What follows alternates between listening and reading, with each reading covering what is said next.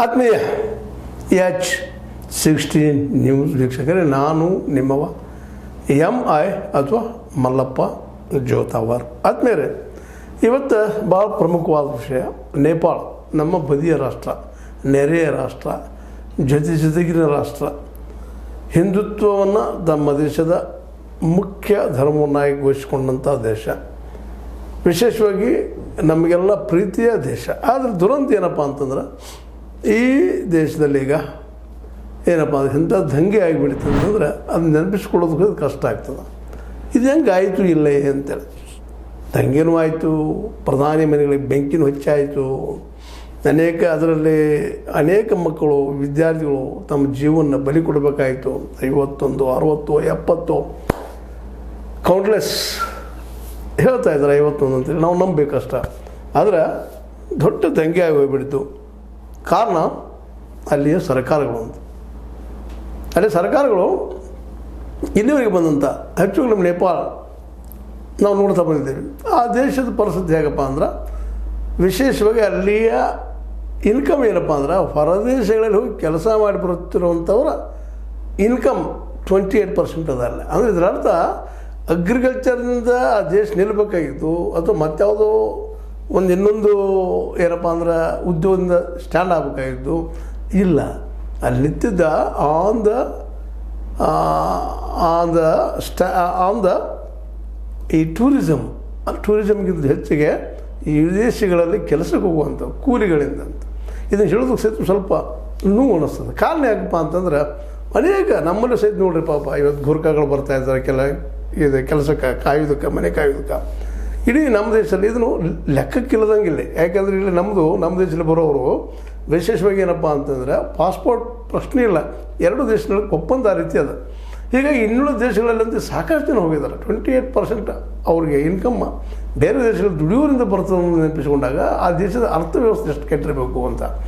ಹೀಗಾಗಿ ಅತಿ ಬಡತನ, ನಿರುದ್ಯೋಗ, ಅದ್ರ ಜೊತೆ ಭ್ರಷ್ಟಾಚಾರ ಅಂತ ಮೇನ್. ಮೊನ್ನೆ ಎಲ್ಲ ವಿದ್ಯಾರ್ಥಿಗಳು ಏನು ಅದನ್ನು ಒಂದು ಕ್ರಾಂತಿ ಮಾಡಿದ್ರು, ಬದಲಾವಣೆಗೆ ಎಲ್ಲರೂ ಹೇಳೋದು ಒಂದು ಭ್ರಷ್ಟಾಚಾರ ರೀತಿಯಾಗಿತ್ತು ಅಂತ.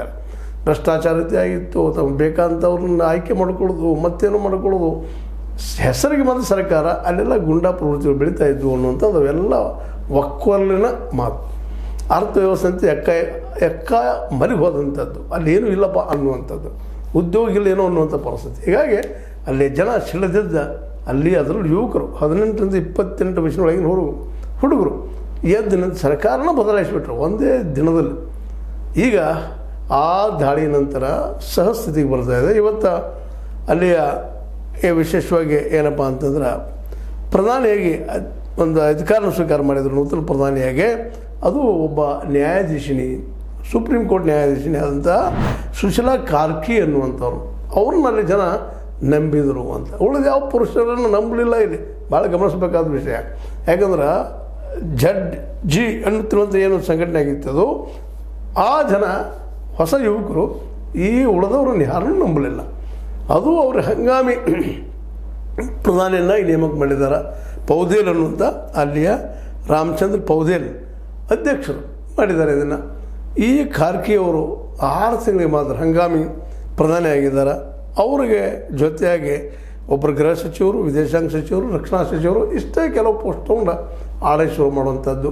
ಜೊತೆಗೆ 6 ತಿಂಗಳಲ್ಲೇ ಅಲ್ಲಿಯ ಪಾರ್ಲಿಮೆಂಟ್ಗೆ ಚುನಾವಣೆಯನ್ನು ಮಾಡಿ ಹೊಸ ಸರ್ಕಾರ ರಚನೆ ಮಾಡುವಂಥ ದಿಶೆಯಲ್ಲಿ ಹೆಜ್ಜೆ ಇಡುವಂಥ ಕೆಲಸ ಮಾಡಿದೆ. ಈಗೇನೋ ಕಳೆದ ಒಂದು 2-3 ದಿನಗಳಲ್ಲಿ ಒಂದಿಷ್ಟು ಶಾಂತತೆ ನೆಲೆಸದ, ಅಲ್ಲಿ ಮೊದಲ ಸ್ಥಿತಿಗೆ ಜನ ಬಂದು ನಿಂತಿದ್ದಾರೆ ಅಂತೇಳಿ. ಅಂದರೆ ಅಷ್ಟು ದೊಡ್ಡ ಕ್ರಾಂತಿ ಆ ದೇಶದಲ್ಲಿ ಆಗೋಗ್ಬಿಡ್ತು, ಬದಲಾವಣೆ ಒಂದೇ ದಿನದಲ್ಲಿ. ಅದೂ ಸಹ ಈ ಒಂದು ಅವ್ರ ಸ್ವತಂತ್ರ ಕಸಕೊಳ್ಳಿಕ್ಕೆ ಮುಂದಾದ ಕಾರಣಕ್ಕಾಗಿ ಹಿಂದಿನ ಸರ್ಕಾರ ಓಲೆ ಅವರು ಒಂದು ಆಜ್ಞೆಯನ್ನು ಹೊರಡಿಸಿ ಈ ಸೋಷಿಯಲ್ ಮೀಡಿಯಾ ಬ್ಯಾನ್ ಮಾಡಲಿಕ್ಕೆ ಹೊರಟಾಗ ಇದೆಲ್ಲ ಗದ್ದಲ ನಡೆದು ಬಿಟ್ಟಿತ್ತು ಅಂತ. ಸ್ಫೋಟಗೊಂಡಿತು, ಅದು ಒಂದರಿಂದ ಸ್ಫೋಟಗೊಂಡಿತು ಅಂತಲ್ಲ. ಇದಕ್ಕೆ ಕಾರಣ ಅಲ್ಲೇ ಬಡತನ, ಅಲ್ಲೇ ನಿರುದ್ಯೋಗ, ಯಾವುದೇ ಉದ್ಯೋಗ ಇಲ್ಲ, ಸ್ವಂತ ಉದ್ಯೋಗ ಇಲ್ಲ ಅಂದಾಗ ಸಹಜವಾಗಿ ಅದ್ರ ಜೊತೆಗೆ ಭ್ರಷ್ಟಾಚಾರದ ಪ್ರತಿಯೊಂದು ಕ್ಷೇತ್ರದಲ್ಲಿ, ಅಧಿಕಾರಶಾಹಿಗಳಲ್ಲಿರ್ಬೋದು, ರಾಜಕೀಯದಲ್ಲಿರ್ಬೋದು. ಈ ರಾಜಕೀಯ ಜನರನ್ನು ಯಾರೂ ನಂಬಲಿಕ್ಕೆ ಹೋಗಲಿಲ್ಲ. ಮಾಜಿ ಪ್ರಧಾನಿ ಒಬ್ಬರು ಕೊನೆಯಾಗಿ ಹೋಗ್ಬಿಡ್ತಾರೆ ಅದರಲ್ಲಿ ಅನ್ನೋದನ್ನ ಎಲ್ಲ ಗಮನಿಸಿದಾಗ, ಸ್ವತಂತ್ರವಾದ ಮೀಡಿಯಾಗೆ ಬೇಕಾಗಿರುವುದು ಸ್ವತಂತ್ರ ಧ್ವನಿ. ಆ ಸ್ವತಂತ್ರ ಧ್ವನಿ ಉಳಿಸಲು ನೀವು ಮಾಡಬೇಕಾದದ್ದು ಇಷ್ಟೇ. ಅದೇನಪ್ಪ ಅಂತಂತಂದ್ರೆ ನಿಮ್ಮ ಕೈಲಾದಷ್ಟು ಸಹಾಯ ಈ ಚಾನಲ್ಗೆ ಮಾಡಿ ಹಾಗೂ ನಿಮ್ಮ ಧ್ವನಿಯನ್ನು ಕಾಪಾಡಿಕೊಳ್ಳಿ. ಇದೆಲ್ಲ ಏನಪ್ಪ ಅಂತೇಳಿ ಪ್ರಧಾನಿ ಮನೆಯನ್ನು ಸುಟ್ಟು ಹೋದರು, ಅನೇಕ ಜನರಲ್ಲಿ ತಮ್ಮ ಪ್ರಾಣ ಕಳ್ಕೊಂಡ್ರು, ಕೆಲವು ಗಾಯಗೊಂಡರು. ಇವೆಲ್ಲ ಆದಿದ್ದು ಈ ಒಂದು ಅತಿಯಾದಂತಹ ಭ್ರಷ್ಟಾಚಾರ ದಾಳಿಯಿಂದಾಗಿ. ಇದನ್ನ ಮುಂದೆ ಹೆಂಗಪ್ಪ ಇದ್ದಾರೆ ನೇಪಾಳ? ಈಗೇನೋ ಹಂಗಾಮಿಯಾಗಿ ನಮ್ಮ ಕಾರ್ಕಿಯವರು, ಅದು ಭಾರತದಲ್ಲಿ ಬಂದು ಕಲಿತು ಹೋದಂಥವ್ರು, ಭಾರತದ ಬಗ್ಗೆ ಒಳ್ಳೆಯ ಅಭಿಪ್ರಾಯ ಮತ್ತು ಅಭಿಮಾನ ಇಟ್ಟಂಥವ್ರು, ಇವತ್ತೇನೋ ಅವರು ಸುಪ್ರೀಂ ಕೋರ್ಟ್ ಜಡ್ಜ್ ಇದ್ದರು, ಅವ್ರನ್ನ ಇವತ್ತು ಮಾಡಿದ್ದಾರೆ ಜನ ಮಾಡಿ ನಡೆಸ್ಕೊಂಡು ಹೋಗ್ರಿ, ನಮಗೆ ಹೊಸ ಒಳ್ಳೆಯ ಗೌರ್ಮೆಂಟ್ ಕೊಡ್ರಿ ಅಂತೇಳಿ. ಈಗ ಅವ್ರ ಮುಂದೆ ದೊಡ್ಡ ಒಂದು ಅಫೀಲ್ ಟಾಸ್ಕ್ ಅದ, ಮೊಟ್ಟಲಾದ ಟಾಸ್ಕ್. ಯಾಕಂದ್ರೆ ಒಂದೇದು ಭ್ರಷ್ಟತೆ ರಹಿತ ಸರ್ಕಾರ ರಚನೆ ಮಾಡೋದಕ್ಕೆ ಅನುಕೂಲ ಮಾಡಿಕೊಡ್ಬೇಕು, ಹೊಸದ ಆಗಬೇಕಾಗಿದ್ದಲ್ಲಿ. ಯಾಕಂದರೆ ಈಗ ಇದ್ದಂಥ ಎಲ್ಲ ರಾಜಕಾರಣಿಗಳ ಮೇಲೆ ಒಂದಿಲ್ಲ ಒಂದು ಆರೋಪಗಳಿದ್ದಾವೆ, ಅಲ್ಲಿ ಅಧಿಕಾರಿಗಳ ಮೇಲೆ ಒಂದಿಲ್ಲ ಆರೋಪಗಳಿದ್ದಾವೆ, ಭ್ರಷ್ಟರಿದ್ದಾರೆ ಅಂತ ಮಾತದ. ಹೀಗಾಗಿ ಈ ನಮ್ಮ ಖಾರ್ಗೆ ಅವರು ಇದನ್ನು ಹೆಂಗೆ ಸಾಧಿಸ್ತಾರೆ ಅನ್ನೋಂಥದ್ದು ಭಾಳ ಮುಖ್ಯ ಅದ. ಯಾಕೆ ಉದ್ಯೋಗವೂ ಇಲ್ಲ, ಉದ್ಯೋಗ ಏಕಾಗಿ ಒಂದು ದಿನದಲ್ಲಿ ಸೃಷ್ಟಿ ಆಗೋದಿಲ್ಲ, ವ್ಯವಸ್ಥೆ ಮಾಡಬೇಕಾಗ್ತದೆ. ಅದಕ್ಕೆ ಒಂದು ದಿನದಲ್ಲಿ ಆಗುವಂಥದ್ದಲ್ಲ. ಈಗಾಗಲೇ ಅದು ನೇಪಾಳ ಇದ್ದು ಇನ್ನೂರು ದೇಶಗಳ ಮೇಲೆ ಡಿಪೆಂಡ್ ಆಗ್ಯದ. ಇನ್ನೂರು ದೇಶ ದುಡಿಯೋಕೆ ಹೋದಂಥವ್ರು ಅಲ್ಲಿ ದುಡ್ಡನ್ನು ಗಳಿಸಿದಾಗ ಅಲ್ಲಿ ಬದುಕು ನಡೆಯುವಂಥ ಪರಿಸ್ಥಿತಿ ಬಂದಂಥದ್ದು. ಇಂಥ ಪರಿಸ್ಥಿತಿ ಒಳಗೆ ಏನು ಮಾಡಬಲ್ಲರು ಅಂತೇಳಿ ಇದಕ್ಕೆ ಇರುವಂಥ ದಾರಿ ಈಗಾಗಲೇ ನಾವು ನೋಡಿದ್ದೀವಿ ಸಾಕಷ್ಟು ಜಗದಲ್ಲಿ. ಹೌದು, ಅಮೇರಿಕಾ ಪ್ರಜಾಪ್ರಭುತ್ವ ದೇಶದ, ಶ್ರೀಮಂತ ದೇಶದ, ಒಳ್ಳೆಯ ದೇಶದ, ಆದರೆ ಎಲ್ಲ ದೇಶಗಳು ಅದರಂತೆ ಆಗಲಿಲ್ಲ ಯಾಕೆ ಅನ್ನೋದನ್ನ ಪ್ರಶ್ನೆ ಮಾಡ್ಕೋಬೇಕಾಗಿದೆ. ಅದು ಹೇಳೋದು ಭಾಳ ಕಷ್ಟ. ಯಾಕಂದ್ರೆ ಅಮೇರಿಕಾ ಇದ್ದಂಥದ್ದು ಮೊದಲನೇದಾಗಿ ಈ ಒಂದು ನೈಸರ್ಗಿಕವಾಗಿ ಸಂಪತ್ಭರಿತವಾದ ದೇಶ, ಎರಡನೇದಾಗಿ ಉಳಿದ ಎಲ್ಲ ದೇಶಗಳಿಂದ ಹೆಚ್ಚು ಜಲ್ದಿ ಜಾಗೃತಿಯಾಗಿ ಪ್ರಜಾಪ್ರಭುತ್ವ ತಂದಂಥದ್ದು, ನಿಜವಾದ ಪ್ರಜಾಪ್ರಭುತ್ವವನ್ನು ಪಾಲನೆ ಮಾಡುವಂಥದ್ದು. ಜೊತೆಗೆ ಏನಾಯ್ತಪ್ಪ ಅಂತಂದ್ರೆ ಇಂಗ್ಲೀಷರ ಮತ್ತು ಫ್ರೆಂಚರ ದಾಳಿಯಿಂದಾಗಿ ಅಲ್ಲಿ ಬುದ್ಧಿವಂತ ಜನರು ಹೆಚ್ಚಾದರು. ಎಲ್ಲರೂ ಕಲಿಯುವಂಥ ವ್ಯವಸ್ಥೆ ಮಾಡಿದರೆ, ಅಲ್ಲಿ ಶಿಕ್ಷಣ ಎಲ್ಲ ಸಿಗುವಂಥ ವ್ಯವಸ್ಥೆ ಮಾಡಿಕೊಂಡು ಅಮೇರಿಕಾದಲ್ಲೇ ತಮ್ಮ ಮಕ್ಕಳಿಗೆ ಫ್ರೀ ಶಿಕ್ಷಣ ಯಾವುದೇ ರೀತಿಯಿಂದ ಅದನ್ನು ಮಾಡಿ ಅವ್ರನ್ನೆಲ್ಲರೂ ಶಿಕ್ಷಿತರನ್ನಾಗಿ ಮಾಡಿದರು.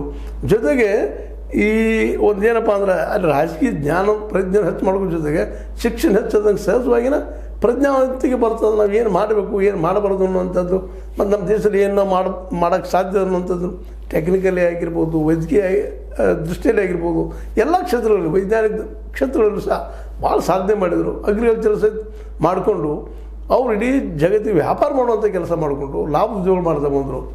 ಇಲ್ಲಿ ಇನ್ನೊಂದು ನಾವು ಗಮನಿಸಬೇಕಾಗಿತ್ತು ಅಂದರೆ ಅಮೇರಿಕಾ ಇನ್ನೊಂದು ಚೈನಾ ಅಂದರೆ ಡಿಕ್ಟೇಟರ್ ದೇಶ, ಅದು ಕಮ್ಯುನಿಸ್ಟ್ ದೇಶ ಅಂತ ಹೇಳ್ತೀವಿ. ಆದರೆ ಇವತ್ತು ಆ ದೇಶ ತಮ್ಮಲ್ಲಿರುವ ಎಲ್ಲರಿಗೂ ಉದ್ಯೋಗ ಕೊಡಿಸುವಂಥ ಕೆಲಸ ಮಾಡಿದೆ ಅನ್ನೋದನ್ನು ನಾವು ಗಮನಿಸಬೇಕಾಗಿದೆ. ಯಾಕಂದರೆ ಜಗತ್ತಿನಲ್ಲಿ ಏನಾದರೂ ಇವತ್ತು ಲಾಭದ ದೇಶ ಏನಾದರೂ ಇದ್ದರೆ ಚೈನಾ. ಪ್ರತಿ ವರ್ಷ $1 ಟ್ರಿಲಿಯನ್ ಲಾಭ ಮಾಡ್ಕೊಳ್ತದೆ ಅದು. ಅಂದರೆ ಅಲ್ಲಿ ಜನರಿಗೆಲ್ಲ ಉದ್ಯೋಗ ಕೊಟ್ಟುಬಿಟ್ಟದಂತ. ಉದ್ಯೋಗ ಕೊಟ್ಟದ್ದು ಎಲ್ಲ ಟೆಕ್ನಿಕಲ್ ಡೆವಲಪ್ ಆಗಿದ್ದಾರೆ, ಮತ್ತೆಲ್ಲ ರೀತಿಯಿಂದ ವೈಜ್ಞಾನಿಕವಾಗಿ ಬೆಳೀತಾ ಇದ್ದಾರೆ. ಆರ್ಥಿಕವಾಗಿ ಅವರು ಸ್ವಾವಲಂಬಿಗಳಾಗ್ತಾ ಇದ್ದಾರೆ. ಹೀಗಾಗಿ ಅವರಲ್ಲಿ ಸರ್ಕಾರದ ಬಗ್ಗೆ ತಿರುಗಿಸ್ಕೊಳ್ಳಿಕ್ಕೆ ಹೋಗ್ತಾ ಇಲ್ಲ. ಕಮ್ಯುನಿಸಮ್ ದೇಶ ಇರಲಿ, ಮತ್ತಾವುದಿರಲಿ, ಯಾವುದಿದ್ದರೂ ಅದ್ರ ಮನಸ್ಸನ್ನು ಕೊಡದಂಗೆ ಇಟ್ಕೊಂಡು ತಾವು ಸ್ವತಃ ಉದ್ಯೋಗ ಸೃಷ್ಟಿ ಮಾಡಿದ್ರಿಂದಾಗಿ ಸಮಸ್ಯೆ ಹೇಳ್ತಾ ಇಲ್ಲ. ಇದೆಲ್ಲ ಹೇಳ್ಬೋದು ಆಮದು ಬೇರೆ ಇಲ್ಲ. ಯಾಕಂದರೆ ಅಧಿಕಾರಕ್ಕೆ ಅಲ್ಲಿ ಕಂಡಿದ್ದೇ ಇರ್ತಾವೆ ಪಾರ್ಟಿಯಲ್ಲಿ, ಅವ್ರು ಯಾರೋ ಏನೋ ಆಗ್ಬೋದು. ಯಾಕಂದರೆ ಈ ಡಿಕ್ಟೇಟರ್ ದೇಶಗಳ ಪರಿಸ್ಥಿತಿ ಇದೇ ರೀತಿ, ಈ ನೇಪಾಳದ ಪರಿಸ್ಥಿತಿ ಅದ ಬಂದಂಥದ್ದು. ಇವತ್ತು ನಾವು ಸಹಿತ ವಿಚಾರ ಮಾಡಬೇಕಾಗ್ಯದ.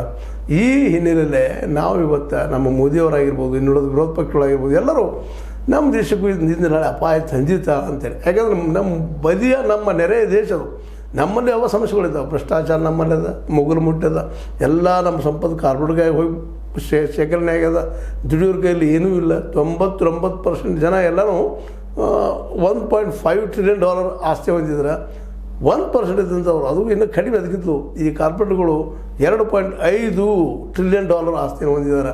ಇವೆಲ್ಲನೂ ಗಮನಿಸಿದಾಗ ಇಲ್ಲೂ ಇಂಬ್ಯಾಲೆನ್ಸ್ ಹೆಚ್ಚಿರೋದನ್ನು ನೋಡಿದಾಗ ಯಾವಾಗ ಏನಾಗ್ತದೆ ಗೊತ್ತಿಲ್ಲ. ಬಟ್ ಈ ಮಾತ್ರ ನೇಪಾಳ ಸಹಸ್ಥಿತಿಗೆ ಬಂದದ. ಬಟ್ ಮುಂದೆ ಏನು ಅಂತ ಯಾವುದನ್ನು ಆಯ್ಕೆ ಮಾಡ್ಕೋಬೇಕು, ಇದೊಂದು ದೊಡ್ಡ ಚಾಲೆಂಜ್. ಅದಕ್ಕಾಗಿ ಇಲ್ಲಿರೋದೊಂದು ಸಿಂಪಲ್ಲ, ಎಲ್ಲರಿಗೂ ಉದ್ಯೋಗ ಸಿಗುವಂಥದ್ದು. ಯಾಕಂದರೆ ಉದ್ಯೋಗ ಸಿಗ್ತದ್ರೆ ಸಹಜವಾಗಿ ಮನುಷ್ಯ ಕ್ರಾಂತಿ ಕಡೆ ಮನಸ್ಸು ಮಾಡಲಾರ್ದು ದುಡಿದು ಊಟ ಮಾಡೋ ಕಡೆ ಮನಸ್ಸು ಹರಿಯೋದ್ರಿಂದಾಗಿ ಆ ದಿಸೆಯಲ್ಲಿ ನೇಪಾಳದ ಅಲ್ಲಿ ಈಗಿನ ಹೊಸ ಸರ್ಕಾರ ರಚನೆ ಅಂತ ಖಾರ್ಗೆ ಅವರಾಗಿರ್ಬೋದು, ನಾವು ಜೊತೆಗಾರರಾಗಿರ್ಬೋದು ಯೋಚನೆ ಮಾಡಬೇಕಾಗ್ಯದ. ಜೊತೆಗೆ ಇಲ್ಲಿ ಬಾಂಗ್ಲಾದಲ್ಲೂ ನಿಮ್ಗೆ ಗೊತ್ತು ಯೂನಿಸ್ ಅವರು ಅಲ್ಲಿಯ ಹಂಗಾಮಿ ಪ್ರೆಸಿಡೆಂಟ್ರಾಗಿದ್ದಾರೆ. ಅವರು ಸಹ ಈ ದಿಶೆಯಲ್ಲಿ ಹಿಂದೆ ನೊಬೆಲ್ ಬಹುಮಾನ ಪಡೆದಂಥವ್ರು ಚಿಕ್ಕ ಉದ್ಯೋಗಸ್ಥರಾಗಿ ಸೃಷ್ಟಿ ಮಾಡೋದಕ್ಕಾಗಿ ಅವರು ಸಹ ಆ ದಿಶೆಯಲ್ಲಿ ಚಿಂತನೆ ಮಾಡಿ ಈ ಹೊಸ ರಾಷ್ಟ್ರ ಕಟ್ಟುವಂಥ ಪ್ರಯತ್ನ ಮಾಡಬೇಕಾಗಿದೆ. ಎಲ್ಲ ಇಲ್ಲಿಯ ಸಮಸ್ಯೆಗಳಿಗೆ ನಿರುದ್ಯೋಗ ಜೊತೆಗೆ ಬಡತನ, ಭ್ರಷ್ಟಾಚಾರ ಇವು ಹೋಗಲಾಡಿಸಿದ್ರೆ ನಿಶ್ಚಿತವಾಗಿಯೂ ಬಡತನ ಹೋಗಲಾಡಿಸೋದಕ್ಕೆ ಆರ್ಥಿಕ ವಿಕೇಂದ್ರೀಕರಣವಾಗಬೇಕಾಗ್ಯದ. ಮುಂದೆ ಎಲ್ಲರಿಗೂ ಉದ್ಯೋಗ ಸಿಗಬೇಕಾಗ್ಯದ. ಆ ಚಿಕ್ಕರಾಗಿ ಮಾತ್ರ ಇವೆಲ್ಲ ಸಮಸ್ಯೆಗಳು ದೂರ ಆಗ್ಬೋದು ಅನ್ನುವಂಥ ಮಾತು ನೆನಪಿಟ್ಕೊಂಡು ಆ ದಿಸೆಯಲ್ಲಿ ಹೆಜ್ಜೆ ಇಟ್ಟು ಹೋಗಿನೋ ಅಂತ ಹೇಳ್ತಾ, ನಿಮಗೆ ಇದು ಲೈಕ್ ಆಗಿರ್ಬೋದು, ಲೈಕ್ ಮಾಡಿ, ಶೇರ್ ಮಾಡಿ, ಕಮೆಂಟ್ ಮಾಡಿ, ಜೊತೆಗೆ ಸಬ್ಸ್ಕ್ರೈಬ್ ನಿಲ್ಲಿಸಬೇಡ್ರಿ. H60 ನ್ಯೂಸ್ ಅರ್ಥ ತೇಜಿತರವಿದು ಸತ್ಯದ ಕೈಗೊಂಡು ವಂದನೆಗಳು.